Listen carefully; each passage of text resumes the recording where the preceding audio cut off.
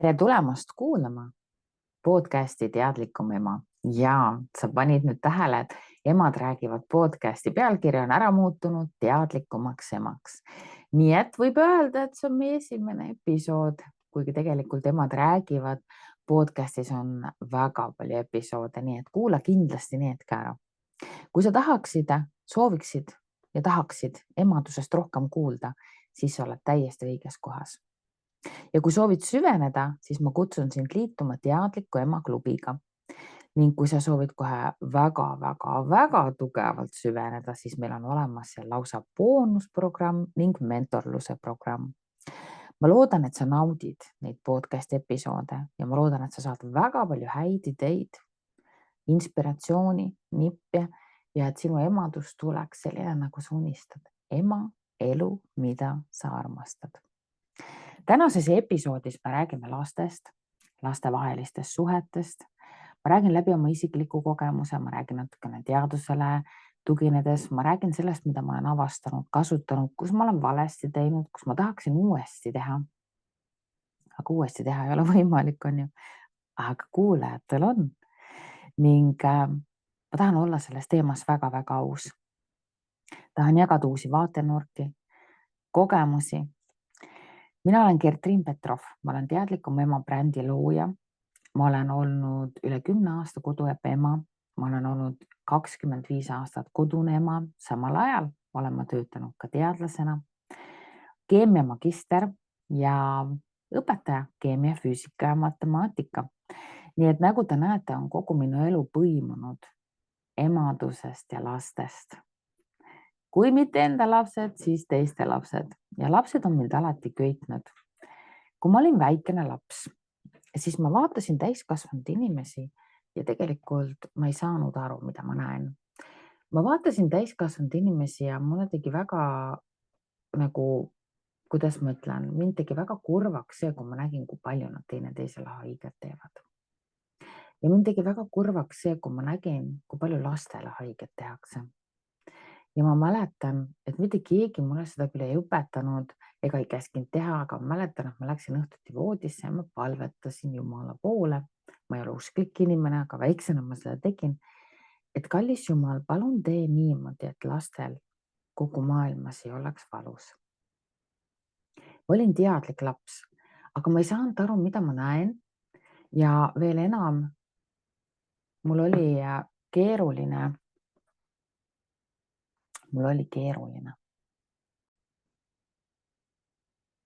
Ja kui ma olin väikene laps, siis ma otsustasin, et mina nii ei tee, nagu minuga tehti.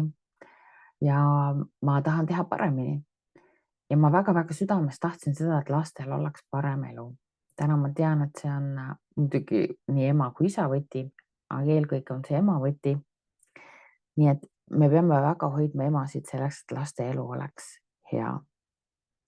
Okei, alustame siis tänase teemaga lastevahelised suhted.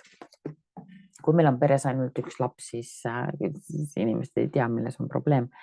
Ja kui meil on peres 2 last, siis on üks teema. Kui meil on peres 3 või rohkem last, siis on hoopis teine teema. Tegelikult laste sünni hierarhia on oluline.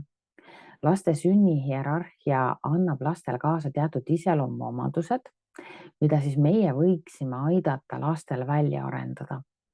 No näiteks võtame 3-perelise süsteemi, siis esimesel lapsel antakse looduse poolt võimalus olla juht. Aga nagu minu armas esimene laps ütles, mina pole seda küsinud, mina seda ei taha.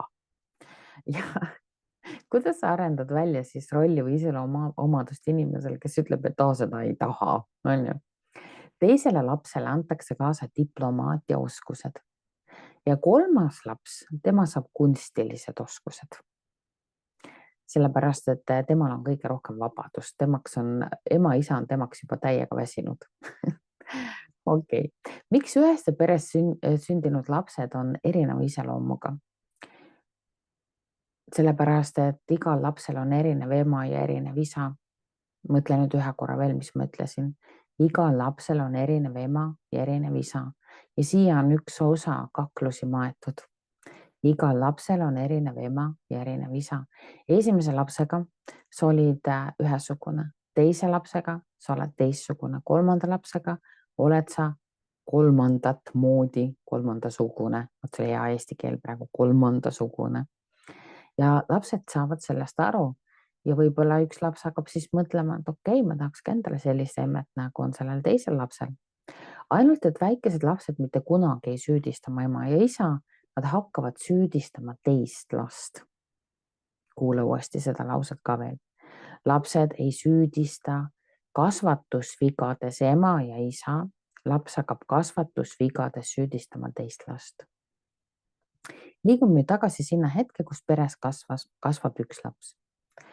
Peres kasvab üks laps, ta saab kogu ema tähelepanu, ta saab kogu isa tähelepanu, ta saab väga palju jõulukingitusi, kogu tants ja trall toimub tema ümber.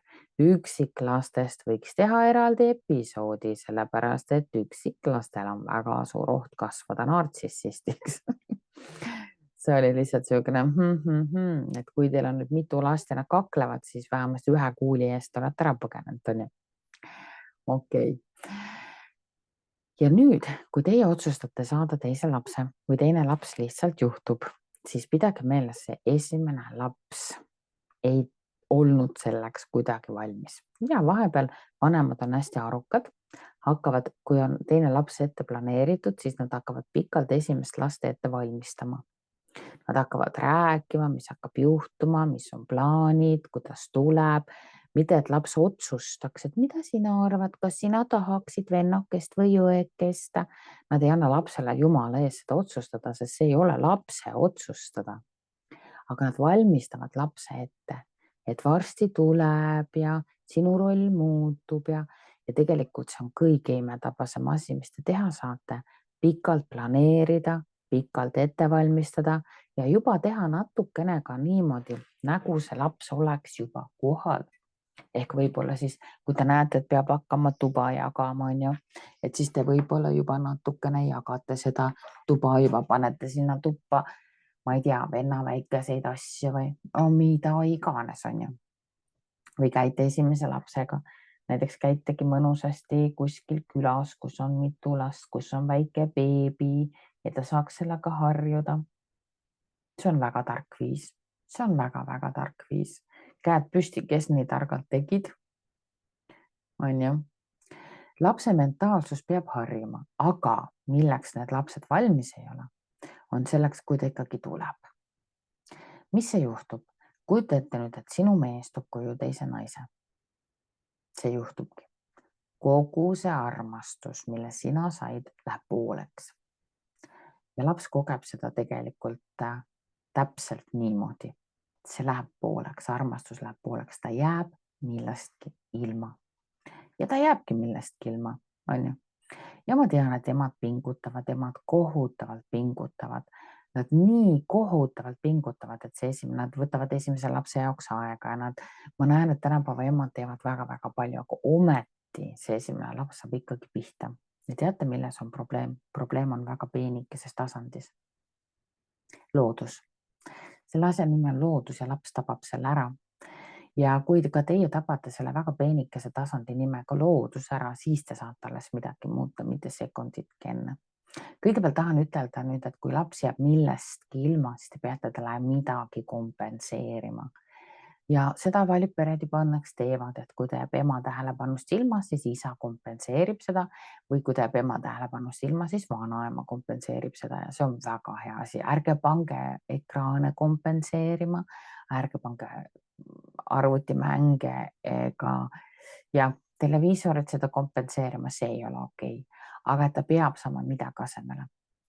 Ja midagi asemele saamine võib tähendada ka seda, et kui me tahame nüüd, et ta oleks nagu suur poiss või suur tüdruk, mulle ei meeldi need väljendid, siis te peate natukene ka kohtlema neid kui suurt poissi ja suurt tüdrukut. Mida see tähendab? Et lükkake tema magama mineku aega näiteks, nüüd oled sina suur venna, nüüd sa võid 15 minutit hiljem magama minna või et nüüd oled sina suur venna, nüüd sa võid seda teha. Ehk kui ta jääb millestki ilma ja ta jääb millestki ilma, siis te peate talle andma ka midagi vastu. See on nüüd see, kui lastel on natuke suurem vahe ja ta selle ära mõhkab. Kui lastel on väga väike vahe, siis seda vastu andmist, siis see ainult kompenseerib kas isa või vanaema või vanaisa. aga siis ei pea sellist vastuandmist tegema, sest laps ei saa sellest aru. On ju? Aga see on siis näiteks minul oli esimese ja teise lapse vahe oli 5 aastat, et siis temale ma andsin vastu. Ma andsin talle vastu õigusi. Suurel vennal peavad olema ju ka natuke suuremad õigused, on ju, mitte ainult kohustused, sest et talle rakenduvad ka kohustused ju. Et ole tasem ja ära nüüd tule ja natukene ta hakkab kogema seda, et ema tõukab ära, ema paratamatult tõukab ära, kui ta üritab seda gaasivaludes teist last võib-olla magama saada ja võib-olla pole ema ise nüüd 10 ööd maganud, on ju. Et kuna laps hakkab siukseid asju kogema, siis me peame talle midagi tagasi andma. Okei, see selleks, aga mis see peenike looduse tasand siis oli? See peenike looduse tasand, millest ma räägin, on see, et ema sisemaailm pärast sünnitust keerab naturaalselt kõik oma ressursid sündinud lapse peale. Ema süda, ema mõtted, ema hing, kõik läheb sinna ja see on seda, mida laps kogeb. Ja siis emad kogevad seda, et kui varem oli kõik see hea pööratud esimese lapse peale, siis nüüd esimene laps ajab natuke närvi. Esimese lapse peale on lihtsam vihastada. Esimene laps ei tunde enam nii nunnu. Esimene laps ei ole enam see, ei ole enam teine, ei ole enam kolmas. Ja vanemad on väga hädas, nad ei saa sellest aru. Aga see peenike tasand ongi tunnete, mõtete tasand ja seda pöörab loodus isiklikult. Ta pöörab seda selleks, et sa saaksid hoolitseda oma teise lapse eest, aga me ei ela loomade maailmas, me saame seda ise muuta. Muidugi on ka emasid, kelle bioloogiline kell on katki läinud. Need on emad, kes tulevad katkisest naiste liinist, need on emad, kes tulevad sellisest emade liinist, kus ma ei tea, näiteks ema on hüljanud oma lapsed või emaga on midagi väga-väga rasket ja dramaatilist juhtunud, siis nende emade bioloogiline kell ei keera mitte ühegi lapse suunas. Need emad võivad südamerahus oma lapsi jätta võõraste inimestega nädalateks, kuudeks, minema kõndida, pidu panna. Need on katkise bioloogilise kellaga emad. Aga kui see kell keerab ennast, siis see teine laps tunneb seda ja sa võid siis osta talle kompensatsiooniks, mida iganes, see ei rahulda teda. Sa võid panna teda mängima ükskõik kellega, see ei rahulda teda. Ja see on täitsa normaalne, et see teda ei rahulda, sellepärast, et ta sinu kella igatseb, ta igatseb sinu kella. Ja kui te nüüd tahate päriselt teada, kuidas seda bioloogilist kella tagasi keerata, no siis ma kutsun teid mentorlusse, sest see on see koht, kus me nende asjadega väga süvitsi tegeleme. Aga esimesed tehnikad saab selgeks ka teadlikuma ema klubi esimeses etapis ja muidugi boonusetapis. Võib-olla ma peaksingi sinna boonusesse panema bioloogilise kella videoga. Andke mulle teada, kui te olete sellest huvitatud, et te tahaksite õppida seda bioloogilise kella natukene tagasi mudimist, et esimene laps ei tunneks luuüdin, et sa keerasid ennast ära. Et siis siin ma saan väga tugevalt appi tulla. Sest teate mis, kui me räägime lastevahelistest tülidest, siis see, et koer ongi siia maetud. Ja laps süüdistab teist last ilmajäämisest. Mitte keegi peres ei taba seda ära, et miks esimene laps on nii pöörane, sest et ema ju teeb oma arust 100%, aga ta ei saa aru, et laps tahab seda bioloogilist armastust tagasi saada, mis temalt ära keeras. Ja teadlikum ema klubi saab siin väga palju aidata. Ma olen väga-väga paljusid emasid siin aidanud juba. Nii et 100% soovitan. Siis jääb tülisid oluliselt vähemaks. Nüüd, kui lastel on väiksem vahe, siis ikkagi tuleks laps ette valmistada, on ju. Siis ei pea andma seda suure venna eelist. Ja natukene lihtsam on ka, kui lapsed on väiksema vahega, sest siis kui üks on tissijatsa, siis teine on mõnusasti nohiseb kaisus. Et mul on olnud siis 5-aastase vahega lapsed ja alla-aastase vahega lapsed. Nii et need alla-aastase vahega lapsed, need kuidagi paremini läksid omavahel resonantsi, ütleme siis niimoodi. Sest et teisel lapsel puudub mälestus sellest, kuidas ta on üksinda ilma kolmanda lapseta, et tema mälestused on alati seotud koos kolmanda lapsega. Nüüd lastevahelised tülid tulevad konkurentsist. Just seesama bioloogiline kell. Lapsed saavad väga hästi aru, kelle suunas on ema bioloogiline kell suunatud. Kas esimese, teise või kolmanda peale. Tihtilugu jääb ema bioloogiline kell suunatud kolmanda lapse peale. Tema on ju meie pesamuna ja nunnupallikene. Ja see, kelle peale jääb suunatuks ema bioloogiline kell, seda teised lapsed hakkavad natukene vihkama. Ja nii see lihtsalt on. Aga miks ma tahan öelda teile, et võtke lastevahelisi tülisid tõsiselt, on sellepärast, et kui me räägime lapsepõlvetraumadest, siis lapsepõlvetrauma tuleb sellest, kui isa lööb ema või ema lööb isa, kui isa läheb ära või kui ema läheb ära või kodus on tülid. Aga üks suuremaid traumasid on tegelikult lastevahelised traumad. Omast kogemusest võin teile seda öelda. Et kui nüüd peres kasvab näiteks üks laps, kes terroriseerib pidevalt teisi, siis need teised lapsed lähevad ellu teadmisega, et neid võib terroriseerida, nad on jalamatid, nad on mitte keegid. Ehk kui me räägime nüüd lapse minapildi arendamisest, siis see, kuidas laps positsioneerub teiste inimeste suhtes, see, kuidas laps ennast maailmas nagu tajub, see pannakse ju paika kodus. Kui ema annab lapsele erilise positsiooni, siis see on väga tore. Kui isa annab lapsele erilise positsiooni, see on väga tore. Kui õed ja vennad aga annavad sellele lapsele jalamati positsiooni, siis see laps läheb ikka ellu jalamatina. Ja te peate teadma ka seda, et teine laps peab esimest last oma jumalaks ja ema, isa teda nii palju enam ei mõjuta. Tema tahab selle esimese lapse heakskiitu. Ja kolmas laps tahab samamoodi teise ja esimese lapse heakskiitu. Üldiselt kõik tahavad saada esimese lapse heakskiitu. Ja ma mäletan, kui väga mu esimene laps vihkas seda, et ta on esimene laps. Sest ta tahtis olla kogu aeg kõige väiksem laps. Mis ma valesti tegin, oli see, et ma piisavalt pikalt ei valmistanud ette.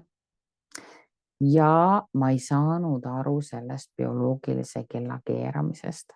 Ma sain sellest aru alles siis, kui sündis kolmas laps.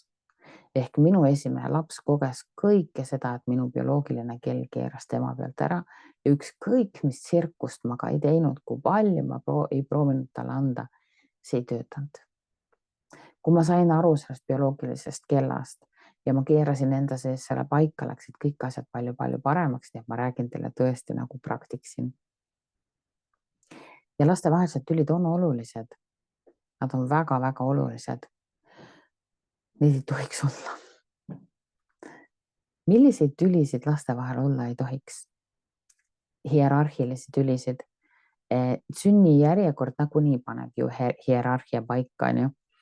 Et ei tohiks olla seda, et keegi käseb poob ja laseb. Kuna mina ise olen 3-lapselisest perest pärit ja me tülitsesime ääretult palju, siis ma olin väga tundlik erinevate lastevaheliste tülide osas. Ja veel üks viga, mida ma tegin, oli see, et ma oma esimesele lapsele lendasin kogu aeg peale. Ma kogu aeg arvasin, et tema on süüdi, sest ta on ju kõige vanem. Ma kogu aeg tikkusin siis nii-öelda teda kasvatama ja ma ei süübinud sellesse, mis tegelikult toimus. Ma läksin kohe väga keema, ma läksin endast täiesti välja, kui jälle oli väiksemaid kiusatud, sest mina olin väiksem, keda kiusati ja jõhkralt kiusati. Ja nii ta lihtsalt on. Kuni ühel päeval ma jälle natukene sain emotsionaalselt targemaks, on ju, mis käis minu emaduse teekonna juurde. Otsustasin ma siis vaadata seda asja natukene teise nurga alt ja siis ma sain teada, et meie kõige väiksem on see, kes keerab kogu aeg seda kruvi peale nii-öelda, mille peale siis teised tegid enesekaitse apireaktsioone. Ühesõnaga, lapse vanematele ma tahaksin öelda, et asjad ei ole nii lihtsad, nagu teile paistab. Ja palun ärge reageerige selle pealt, mis on teile tehtud. Et kui teie olite nüüd, ma ei tea, esimene laps, siis te kogesite maailma ühtemoodi, teine laps teistmoodi, kolmas laps kolmandat moodi ja nüüd te reageerite sellelt platoolt, mis teiega juhtus. Mina reageerisin, mina olin kiusatav. siis ma läksin kohe ja mind kiusas suurem, siis ma läksin kohe suuremale kallale. Mitte kätega, aga kogu oma emotsionaalse lullusega. Ja ma kahetsen seda, ma väga-väga kahetsen seda, kogu südamest kahetsen seda. Õnneks see lõppes ära, sest ma sain aru, et maailma ei tohi vaadata läbi enda isikliku kogemuse. Minu lapsed ei ole pärit minu lapsepõlvekodust. Minu vanem laps ei ole minu vanem õde. Ja see oli minu jaoks väga silmaavav kogemus. Ja imelik, et seda pidi ootama seda arusaamist. Ja nüüd tundub see mulle nii lihtne ja täna ma näen, kuidas lapsevanemad oma hirmudest ahistavad oma lapsi. Kardavad, et Mati muutub jukusarnaseks või Mati hakkab jooma nagu onu Aadu näiteks on ju. Et vanemad hästi palju tegutsevad hirmude ajal ja nad üldse ei süübi sellesse, mis tegelikult toimub. Ja siis ma hakkasin tegema niimoodi, et kui lapsed hakkasid tülitsema ja igast perest tülitsetakse, sest et tülitsemine on piiride, kuidas ma ütlen, tülitsemine on hierarhia paikapanek, aga hierarhiat kodus paika panna ei tohiks. Kodus ei tohiks olla hierarhiat, ma ütlen veel kord. Tavast on ka niiviisi, et isasid kummardatakse, emad töötavad nii, et ninast veri väljas, aga isa saab kogu kummarduse on ju. Või siis emasid kummardatakse või siis tõesti pannakse laste vahel hierarhia paika. Veel kord kordan, kodudes hierarhiat olla ei tohiks. Kodudes peaksid olema kõik liikmed võrdsed. Isa peab olema võrdne lastega ja lapsed isaga. Ja meie panused on erinevad. Meie panused on erinevad, aga isiksustena peaks olema võrdsed. Ja kui me nüüd konfliktidest räägime, siis see on väga-väga kurjasti, et konfliktide läbi lapsed panevad paika hierarhiat. See ei ole okei. See ei ole mitte kuskilt otsast okei. Enamus neid ühiskonna kannatusi ka, mida te näete, tulevad ju sellest, et pidevalt käib hierarhia paikapanek, kes on kõvem. Vaadake, kuidas valimiste eel tehakse propagandat läbi hierarhia. Nii, selleks, et sa mind valiksid, siis ma tambin Mati mutta on ju. Mis asi see on? Häbi peaks olema. Selleks, et ma sind valiksin, peaksid sa olema normaalne ja hea inimene. Sa peaksid tegema häid asju meie kõigi heaks, mitte sa lähed tambid Mati mutta. See näitab küündimatust, see näitab seda, et inimene on emotsionaalselt taandarenenud. Vabandust. Ühesõnaga, ma seisan väga tugevalt selle poolt, et peredes peaks olema võrdsus. Nii. Teen siin teile podcasti ja ise unustan oma telefoni panna hääletu peale. Aga sellest ei ole midagi. See ongi kodune emade podcast on ju. Kodudes ikka asju juhtub. Ühe emaga kunagi me salvestasime podcasti ja siis laps hüppas kaamerasse. Te võite näha seda, ma ei mäleta, kes see oli, kellega me seda tegime. Ja siis ma sain ära mure, et see emadel ikka juhtub. Emad ja minu laps helistaski mulle. Tõenäoliselt tahab minuga, otsib mind juba taga on ju. Vaja hommikut süüa. Okei, see selleks. Igastahes hierarhiat paika panna ei tohiks. Me oleme kõik võrdsed, aga meie panused on erinevad, meie vanused on erinevad, meie sood on erinevad, aga me oleme kõik võrdsed. Ja ma loodan, et see mõte meeldib teile ja ma loodan, et te hakkate nagu enda kodus ka mõtlema selle peale, et ei kaklustele, ei hierarhia paika panekule. Igal inimesel on vajadused ja soovid. Vajadused peavad olema peredes rahuldatud. Ja me peame väga sügavalt saama aru siis, mis vajadus see on, mis on sõja tekitanud. Me peame hakkama uurima, mis vajadus see on. Äkki on vajadus natukene privaatsuse järgi. Äkki on vajadus, et ma tahan koos teiega mängida näiteks, aga te ei võta mind mängu, on ju. Mis vajadused siin taga on. Ja kõikide konfliktide aluseks, lõpetamise aluseks on hea kommunikatsioon.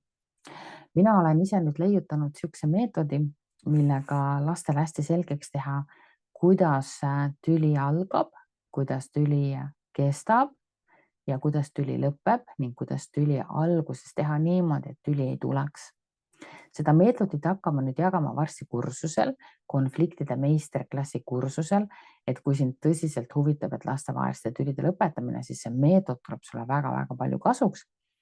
Ja sa leiad informatsiooni siis teadlikumema.ee kursused ja seal on siis konfliktide meistriklassi kursus olemas, ootan sind osalema, see on ka järelvaadatav, salvestused tulevad. Aga ma jagan seal just seda enda meetodit ja ka seda siis, kuidas natukene seda bioloogilist kella keerata, on ju, et kõik need ma toon laua peale ilusasti. Nii et saad tulla õppima. Nüüd ma tahan veel kord rõhutada, et lastevahelised tülid ei ole normaalsed. Kahjuks asjad, mida inimesed ei oska lahendada, kahjuks inimesed normaliseerivad neid ja ütlevad, et see on elu osa. Aga tegelikult me oleme inimesed, mis tähendab seda, et me ei peaks eksisteerima looma tasandil. Muidugi tülisid juhtub, absoluutselt, aga nendega on vaja tegeleda. Iga tüli tuleb lahti lahata ja me saame anda endast parima, aga mina andsin endast parima nii hästi, kui ma oskasin. Ja lõppkokkuvõttes ühel hetkel loovad lapsed oma suhted ise. Meie saame teha 50% tööst ja muidugi meie vead peegelduvad laste suhetes tulevikus, aga ühel hetkel peavad nemad tegema otsuse, et nad tahavad suhet. Ühel hetkel lapsed ise peavad tegema otsuse, et nad tahavad suhet ja siis nad peavad saama aru, et iga suhe nõuab tööd, iga suhe nõuab panust, iga suhe nõuab arusaamist, iga suhe nõuab armastust. Üks asi, mis aga õdede-vendade vahel alati olemas on, ongi naturaalne armastus. Et vahet ei ole ka, mis siis kokku keeratakse, tegelikult sa ilmud alati kohale, kui on vaja, on ju. Sul on neeru vaja, okei, ma ilmun kohale. Aga tore oleks, kui nad saaksid aru ühel hetkel, et see on nende valik. Meie oleme nüüd sinna kohta jõudnud, kus nad peavad tegema valiku, millist suhet nad tahavad, kas nad tahavad suhet. Ja nüüd ma seisan siis ja ootan ja vaatan, et mida nad siis lõppkokkuvõttes ära valivad. Ma loodan, et nad valivad, et nad tahavad suhet, sest maailm on väga keeruline koht, kus olla ja võõrad inimesed tegelikult ju võivad meie elust lahkuda ja tulla. Aga tore oleks, kui meil oleks ju inimesed, kellele me saame toetuda, kelle õlal me saame nutta, kes ei mõista meid hukka. Ja mis on eriti lahe õdede-vendade juures on see, et peale selle, et nad on naturaalselt loodud meid armastama, eriti lahe on see, et nemad suudavad ka väga kiiresti loobuda rumalatest kuvanditest meie suhtes. Ehk kuvand luuakse juba lapsepõlves, on ju. Ja edasi, mis me kokku keerame, see väga ei loe. Nii et õed ja vennad on looduse poolt kingitud sõbrad. Ma ütlen seda ühe korra veel, on ju. Ma rõhutan siin podcastis olulisi asju. Õed ja vennad on looduse poolt kingitud sõbrad. Ja meie asi on see lastele niiviisi deliverdada, kohale viia, keerame oma bioloogilised kellad võrdseks. Õpime ära meetodid, millega lahata igat konflikti. Need seda ma kõike teile õpetan kursusel. Ja hoiame üleval sõnumit, õed ja vennad on looduse poolt kingitud sõbrad. Ja siis ühel hetkel laseme käed lahti ja vaatame, mida nad valivad. On ju? Et selles mõttes ja see, mida nad valivad, see ongi väga personaalne, et sa ei saa ennast siin süüdistada. See üldse, et ma istun maas ja süüdistan ennast kogu aeg, see on emaduse kõige nõmedam asi üldse. Ma soovitan sellega mitte tegeleda. Kuidas sellega mitte tegeleda, seda ma ka muideks õpetan. Ma lihtsalt ütlen sulle nii, et ära mõtle ja ära tunne ja see ei tööta. Siin on vaja väga konkreetseid tehnikaid ja teadmisi, sest kui see ära mõtle, ära tunne töötaks, no siis te kõik teeksite seda, siis ei oleks ju probleemi. Aga selle jaoks on olemas väga konkreetsed tehnikad. Nii et lapsed peaksid siis mõistma, nad peaksid mõistma, mis toimub, miks toimub. Nad peaksid mõistma emotsioonide osakaalu, nad peaksid õppima eneseregulatsiooni ja kui mulle öeldakse alati, et aga kus teie koduõppurid siis õpivad sotsiaalsust? No sorry sõbrad, 3 last peres on ikka väga-väga suur sotsiaalsus.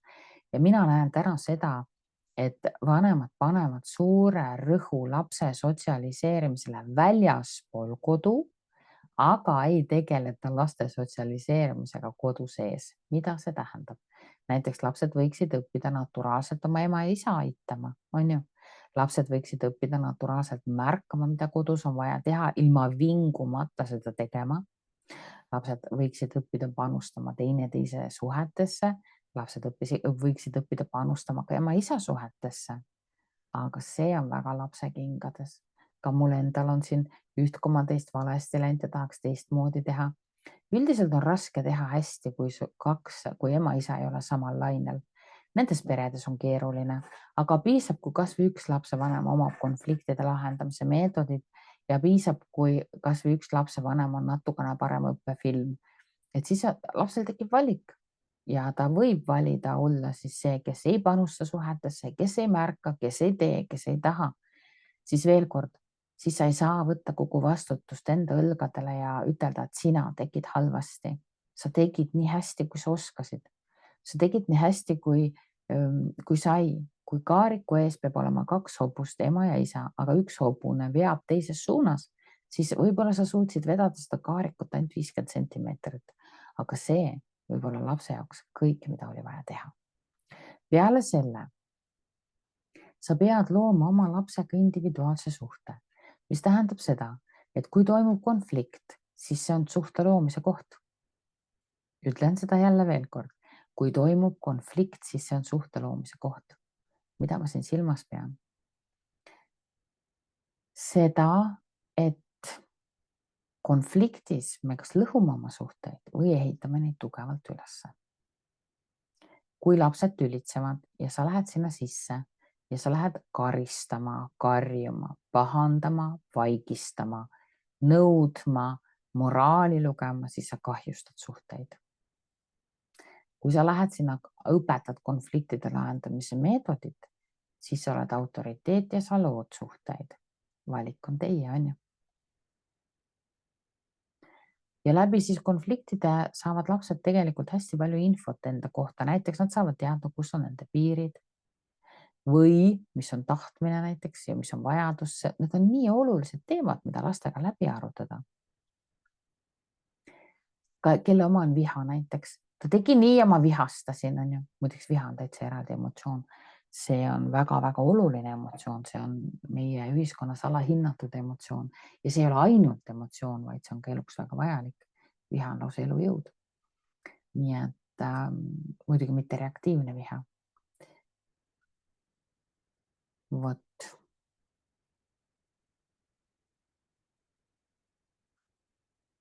Aga väga tihti lapsevanemad kardavad ka laste viha, on ju. Ja siis vihastav laps saab muutuda aina rohkem vihastavaks, sest kõik hakkavad teda kartma. See on väga-väga keeruline teema. Üldse, kui lapsed kasvavad nii-öelda üle pea ja lapsevanem hakkab käima mööda nööri, siis tegelikult on meil tegemist traumaga lapsevanemaga, kes ei julge. Ja see minu konfliktide meetod tegelikult ta on selline meetod, mida kasutades sa ei pea kartma, ta ei ole ebameeldiv meetod.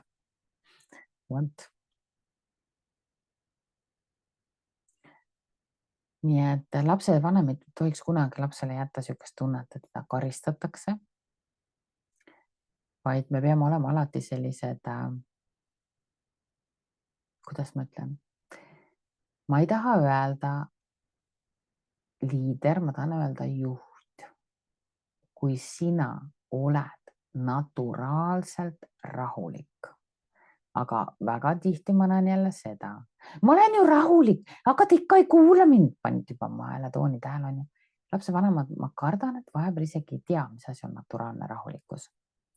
Nad maskeerivad ennast rahulikuks, endal naha all keeb, saamata aru sellest, et laps tunneb sinu nahaalust emotsiooni. See, kui sa valetad, varjad ja maskeerid, laps teab seda. Ja päris rahulikkust ei ole vaja valetada, varjata ega maskeerida, päris rahulikkust lihtsalt on. Ja kõigepealt siis oligi nii, et kui lapsed hakkasid tülitsema, siis esimene asi, mis ma tegin, ma reguleerisin enda emotsioone. Ma reguleerisin esmalt ära enda emotsioonid ja siis ma läksin alles olukorda sisse. Kuidas reguleerida enda emotsioone? No see on mul pikk õpetus. boonuses, klubis, igal pool. Ja siis, kui ma hakkasin olukordadesse sisse minema nagu naturaalselt rahulikult, siis hakkasid tulema väga head tulemused. Nii et ei ole vaja teeselda rahulikkust, see ei tööta. Lepime selle koos kokku, on ju. Ja kui lapsevanem ise on väga halb õppefilm, näiteks ema-isa kraaklevad ja kaklevad ja nad ei räägi omavahel ja siis sa üritad konflikti lahendamist lapsele õpetades nagu, kuidas ma ütlen, aga ise seda ei tee, siis lapsele tekib niisugune disharmoonia. Nüüd ma tean, et paljudes peredes üks osapooltest ei olegi huvitatud konflikti lahendamisest, olgu ta siis ema või isa. Ja nüüd, kui sina mõtled, aga kui ma tulen kursusele, on ju, ja mina hakkan ainult seda kasutama, siis tekib ka disharmoonia. Ei teki. See meetod, mida mina kasutan, ongi loodud just täpselt sellises tingimustes, kus üks osapooltest ei ole huvitatud konflikti lahendamisest. Et ma pidin sellega suhteliselt üksinda tegelema, sest minu mees oli oma isaduse alguses siuke hästi selline käsempoon ja lasen ja see ei sobinud mulle. Ja siis ma ütlesin talle, sina üldse ei tegele nende asjadega, ma tegelen nende asjadega ise. Nii et samal ajal me ei olnud üldse head õppefilmid. Aga te peate aru saama sellest, et ei pea kasvatama meest. Mees peaks olema mees. Ta peaks saama asjadest aru. Ta peaks tahtma ise konflikte lahendada. Ta peaks uurima ise, kuidas konflikte lahendada. Ja ta peaks tahtma olla väga-väga hea eeskuju. Ja kui ei ole sellist, siis see tuleb ka lastele välja öelda, et ma ei saa teda ümber kasvatada, aga ma tean, et see, mida me teiega teeme, et see on see, mida on eluks vaja, sest see lihtsustab elu. Lapsed ju näevad küll, et kui te omavahel tülitsete, et see teeb elu raskeks, on ju.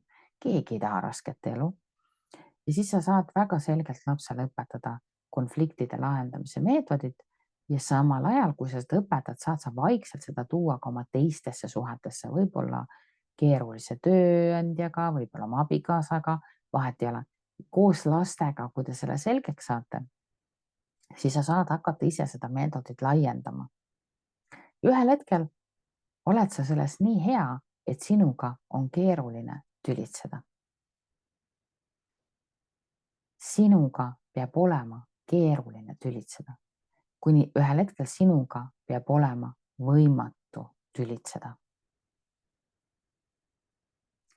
Mul on üks niisugune töökogemus, kus ma töötasin ühe inimesega, kes täitnud mitte ühtegi enda tööülesannet. Ja mina pidin täitma kõik tema tööülesanded ka.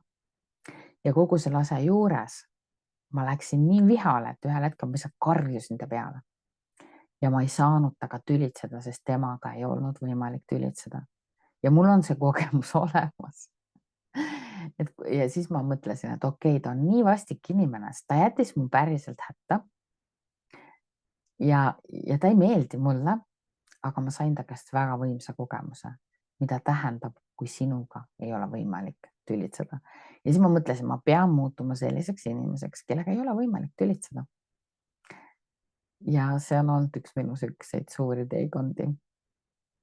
Ma ei ole veel kohale jõudnud, aga ma arenen iga päevaga. Nüüd, kui te leiate päriselt siukseid häid, mulle ei meeldi sõna kompromiss ka konfliktides, kui me lähme kompromissile, siis tegelikult mõlemad osapooled kaotavad. See sõna kompromiss, see tähendab, et mõlemad kaotavad, kumbki ei saa olla oma eheduses. Kas siin leidub parem lahendus? Läbi kommunikatsiooni tegelikult siin leidub parem lahendus.